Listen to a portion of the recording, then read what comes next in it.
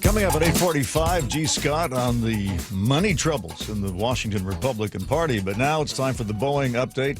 KIRO Newsradio's Luke Ducey is here. So tell us about Boeing's latest offer, Luke. Yep, going into day number 11 for the strike, by the way, costing Boeing $100 million a day that they're on strike. Here's the new deal. Boeing is increasing their wage increase for workers, they say, from 25% over 4 years to 30%. They're reinstalling annual bonuses, increasing their contribution to workers' 401k plans, but workers are not going to get their pension back. All part of a new deal that if it's ratified by Friday, Boeing says they'll pay each worker a one-time $6,000 bonus as well. So that's the latest on the deal. Can they hold the vote that soon?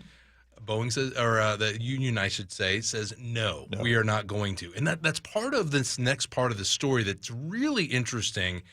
The way this was delivered, this new contract proposal. And it's an interesting strategy if you look at it. Boeing made this announcement very publicly. They didn't go through, and it appears as if they didn't want to have it go through the filter of the union leadership and then down to those members. So leaders of the union say, no way, we're voting on this. This thing is not going to get done by Friday for sure. But if you'd come to us with this idea, maybe we could have hashed it out. But here's the deal.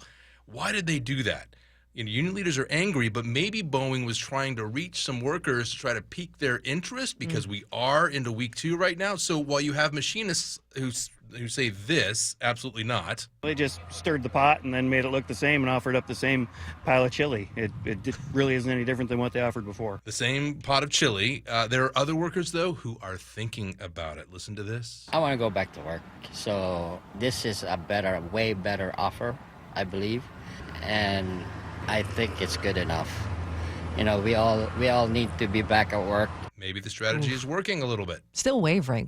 So they got, 5% more and they wanted 15% more? That's not meeting them halfway. Yeah, and I think the vast majority of workers that we spoke with certainly, but they would probably tell you, yeah, we're not voting on this new contract offer. And not only that, but we're holding out for what we want because Boeing, because of the issues with their, cash poor, credit issues, they've got their back up against the wall still.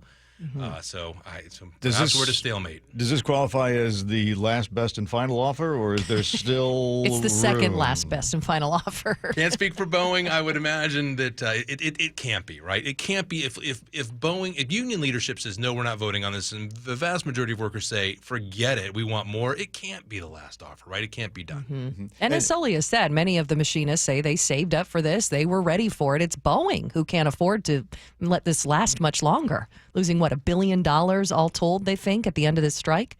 Yeah. Well, Sully, feel free to speak up. Put your microphone in front of your face. Welcome to the radio show. And asking SPIA workers to perhaps work on the lines, but also voluntarily furlough as well to save money. And that union said, no, we're not doing that. Yeah. There's only 2 aircraft manufacturers, and airlines got to get their planes. And some are really, it's too late for them to switch to a non-Boeing product at this point, right? Because that would bring all sorts of extra maintenance expenses and things like that.